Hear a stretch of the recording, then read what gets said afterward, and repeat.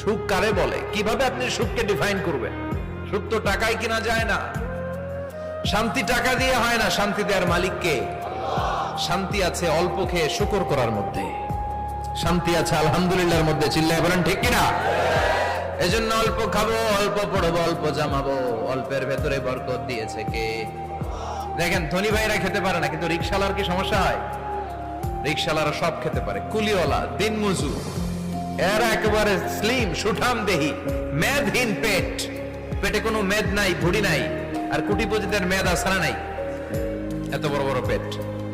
ঠিক কিনা?